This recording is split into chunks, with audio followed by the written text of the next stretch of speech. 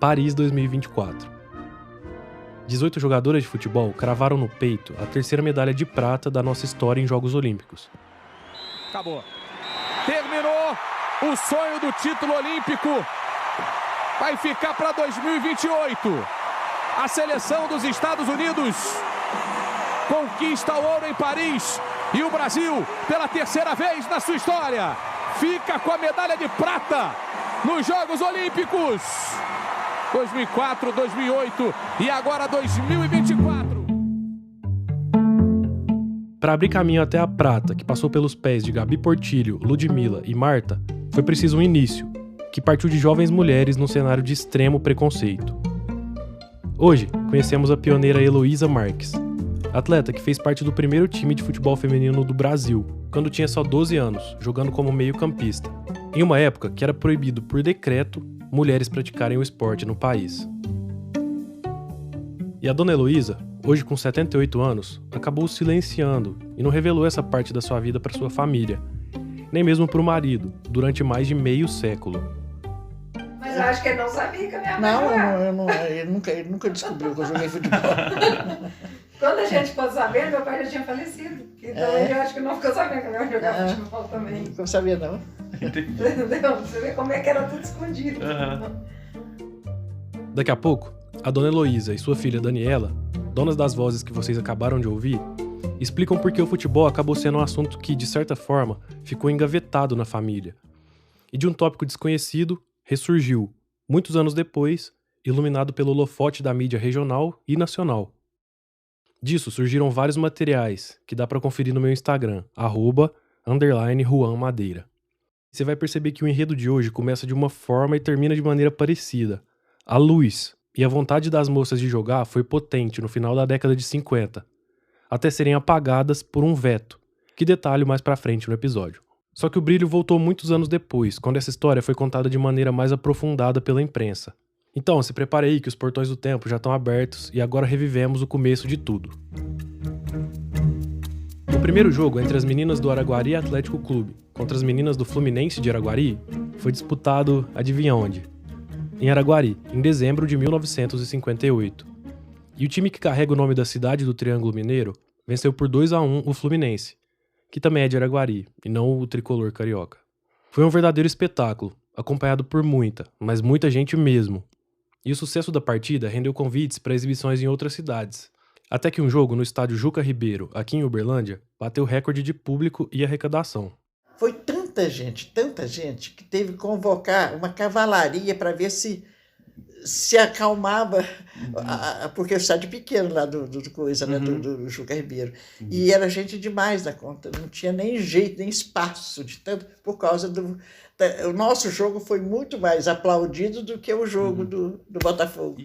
Essa partida do Botafogo, de Garrincha e Didi, que a dona Heloísa se refere, foi um amistoso contra o Uberlândia Esporte Clube, realizado no mesmo estádio, o Juca Ribeiro, naquele ano. No final dos anos 50, um jogo disputado entre mulheres no estádio e com regras oficiais foi algo incrivelmente novo. Um primeiro parágrafo na história do esporte nacional. Na verdade, não um primeiro parágrafo, mas uma primeira reportagem, já que esse pioneirismo, nascido do interior de Minas Gerais, rendeu uma matéria no Cruzeiro, a principal revista ilustrada daquela época no país. Quando as moças entraram em campo, as bilheterias do estádio de Uberlândia assinalavam um recorde. 120 mil cruzeiros foi a arrecadação. Nem tudo é pó de arroz, os frágeis gestos femininos. De vez em quando a botinada aparece, não escapando nem mesmo o juiz. A goleira em posição pouco acadêmica, mas os cabelos são lindos.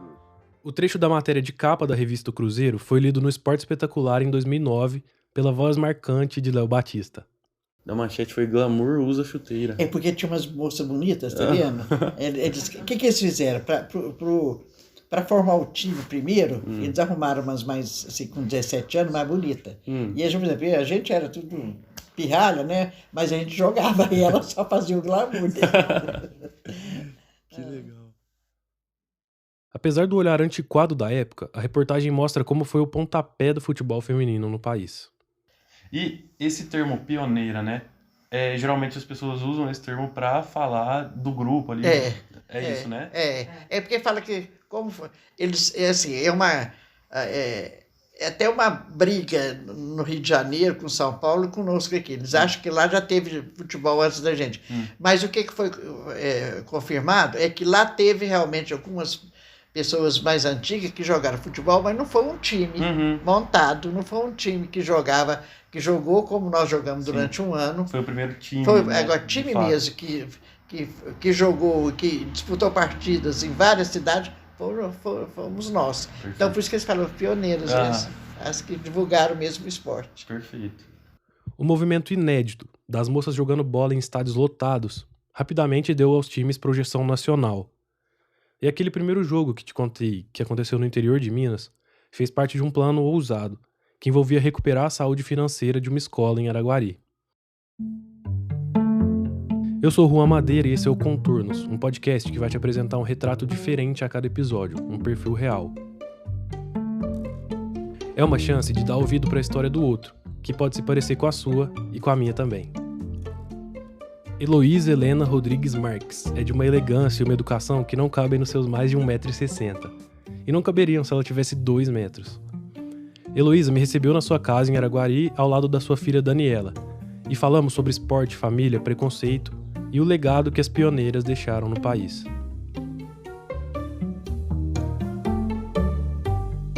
Ela me contou que sempre teve incentivo do pai, Otacílio, para praticar esportes, e com só 4 anos já estava fazendo natação. Um pouco mais velha, jogou vôlei e handebol também.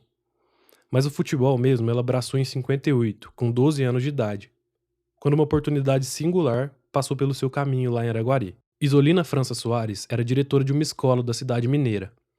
Na tentativa de salvar o colégio da falência, ela procurou dirigentes do Araguari Atlético Clube para fazer um jogo beneficente.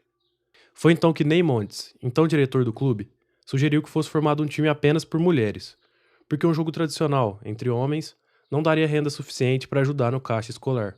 Foi uma convocação nas escolas. Aí foi falado lá na minha escola que estava precisando de gente. Legal. As meninas, naquela época eu tinha 12 anos, se a gente queria jogar futebol. Foi na hora. Eu falei, opa, já tô lá. Aí eu fui escolhida para jogar. Foi assim que começou a minha história no futebol. Foi feita uma escolha entre 40 meninas de 12 a 17 anos. E quem mostrou mais preparo e aptidão para o esporte integrou o elenco de mais ou menos 25 garotas, que formaram 2 equipes diferentes.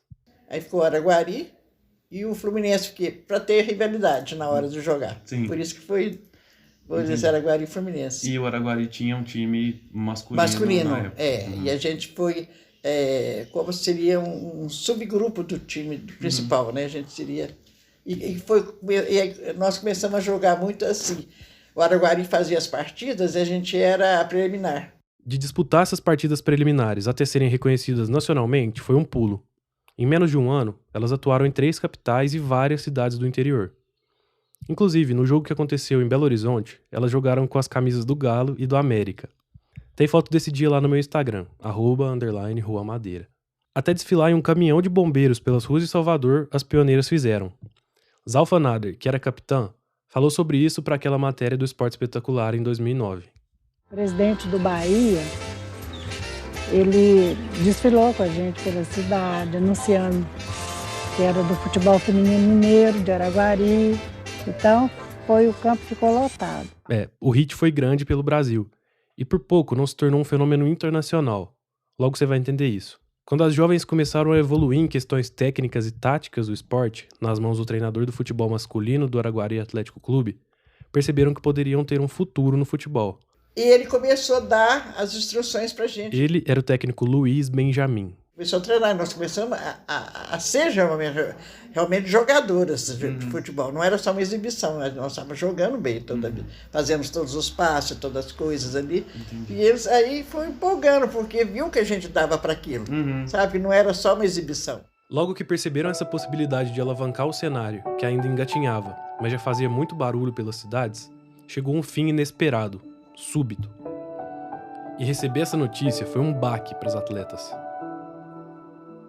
Olha, o fim foi assim, nós estávamos em Salvador, quando veio a notícia, e a gente já estava arrumando o passaporte, a gente ia para o México, fazer uma partida no México. E a gente estava muito empolgado, porque lá em Salvador nós tivemos adversária, formaram uma equipe lá para jogar com a gente. Só para ficar bem claro, todas as partidas, exceto essa em Salvador, foram disputadas entre os 2 times formados em Araguari, pelos estudantes da cidade que passaram pela seleção. Quer dizer, já estava começando o futebol feminino já estava começando a dar os primeiros passos, né?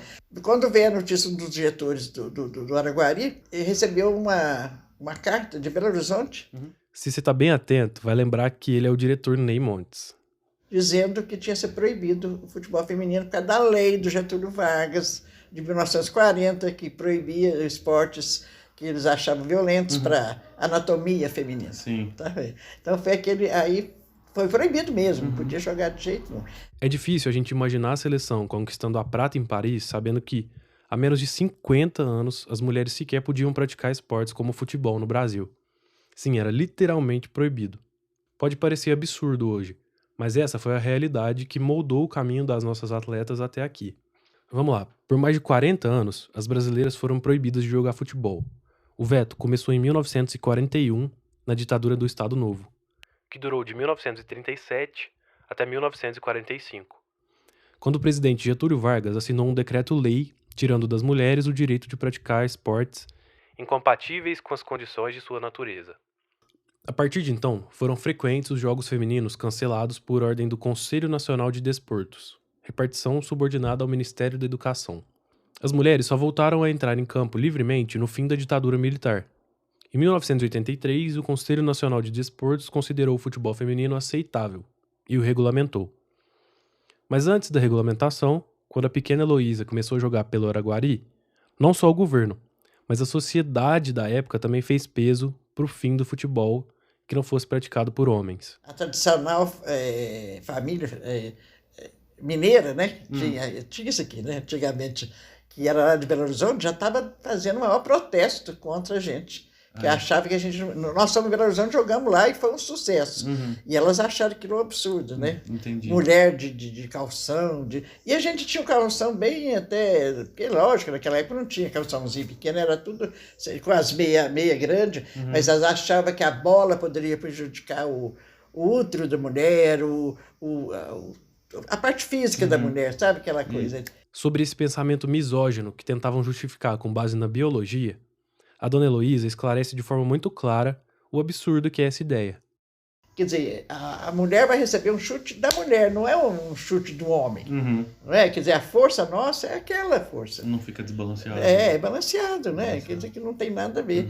Eu lembro que eu recebi uma bolada, até tem um retrato aqui, depois você vai ver.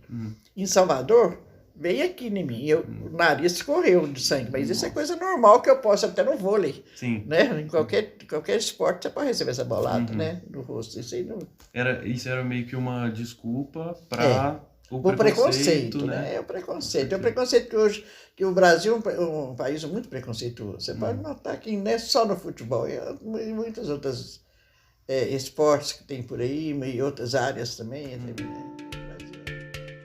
Além do preconceito da sociedade, o período como atleta também foi especialmente conturbado na vida escolar de Heloísa. Eu tinha que sair da escola, porque eu estudava numa escola de freira e foi proibido qualquer aluna jogar futebol, jogar naquele time de futebol. Não sei por que eles achavam que lá não poderia. A aluna de escola de freira não poderia jogar futebol. Então, o Tacílio, o pai dela, foi chamado na escola.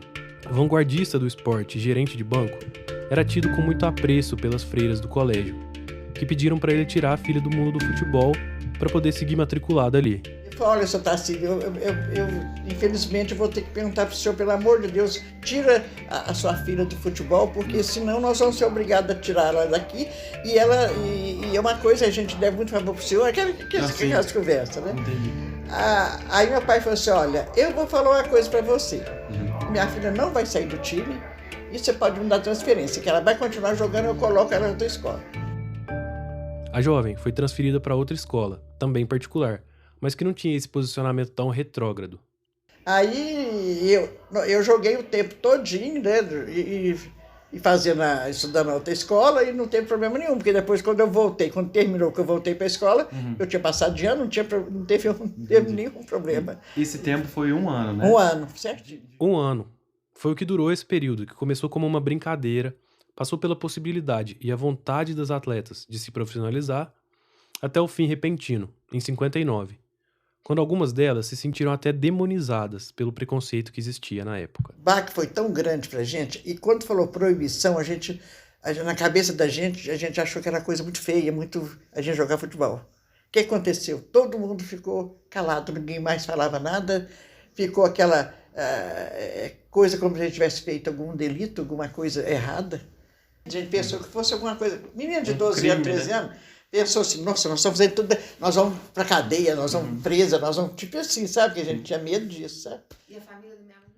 O abalo foi tanto que Heloísa, inconscientemente, ficou com o assunto engasgado por muitas décadas, mantendo a história longe dos ouvidos e dos olhos da família. Ninguém falava mais de futebol. Entendi. Só depois de 1900... Tem uns 8 anos que a gente ficou sabendo. Foi em 2006 2006, que a filha do nosso diretor, você deve conhecer ela é também jornalista, como que ela chama, Daniela? Tereza Cristina. Tereza Cristina. Em 2006, essa jornalista, Tereza Cristina Montes, filha do ex-diretor Ney Montes, apurou os acontecimentos e reuniu as pioneiras para reavivar a memória desse período inicial. Em uma entrevista para a ESPN, Tereza disse que a história ficou engavetada por muitos anos, até que seu pai, já adoentado, começou a falar do assunto.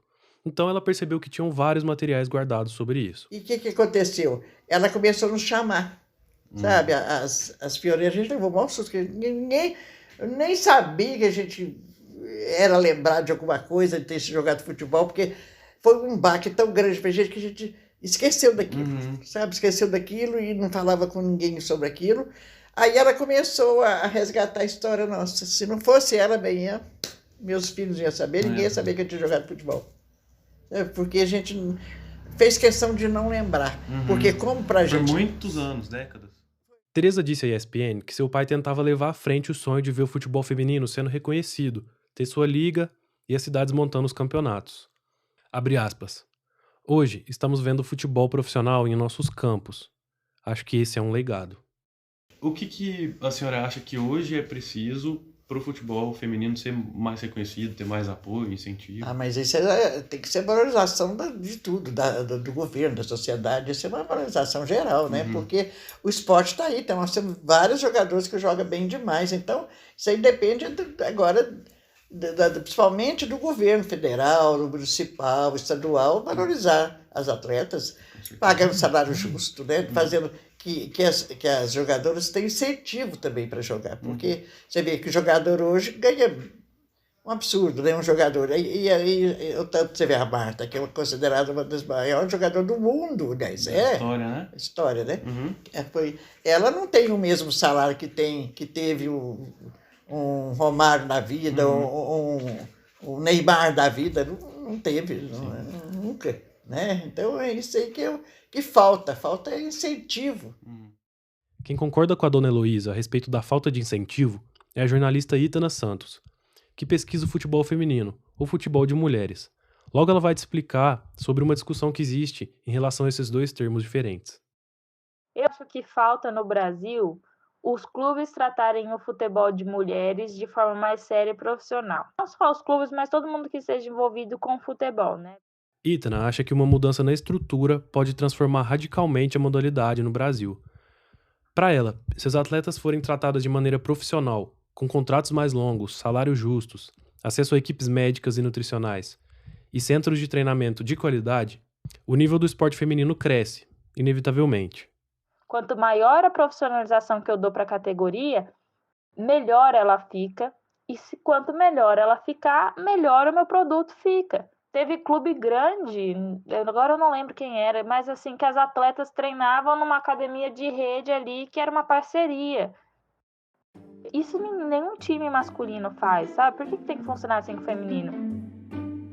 Eu vejo que hoje, né, 2024... a seleção, não só a seleção, né, mas o futebol feminino como um todo, até Brasileirão, né, ele anda muito devagar em relação ao masculino. Anda muito devagar. Se bem, apoio, que esse ano eu tô achando que ela teve a seleção feminina teve uma evolução maiorzinha.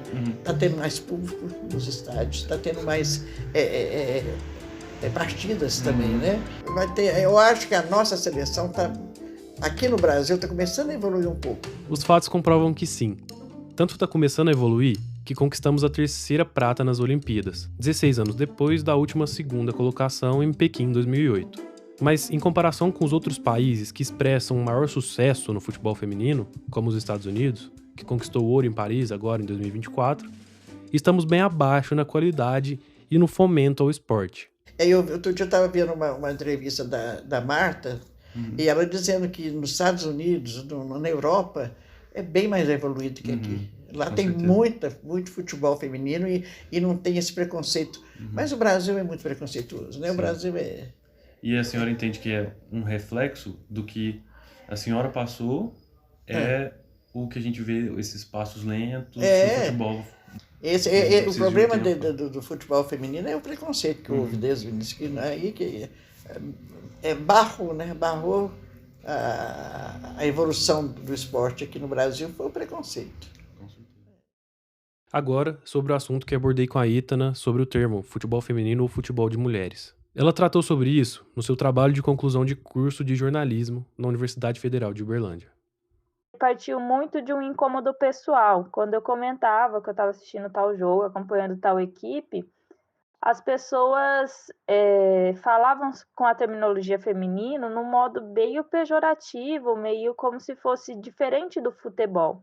E eu comecei a observar também que sempre quando a gente fala futebol, já as pessoas referenciavam a homens, diferente do que acontece nos outros esportes. Se você fala vôlei, se você fala handball, por exemplo, ninguém de prontidão já fala se é feminino ou masculino, né?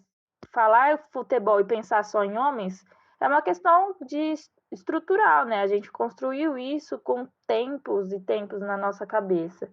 Então, acho que para mim partiu muito disso, sabe? Chamar de futebol de mulheres, para poder mostrar que não é um tipo de futebol diferente, mas quem está performando é diferente daquele que está no seu imaginário do que seria o futebol.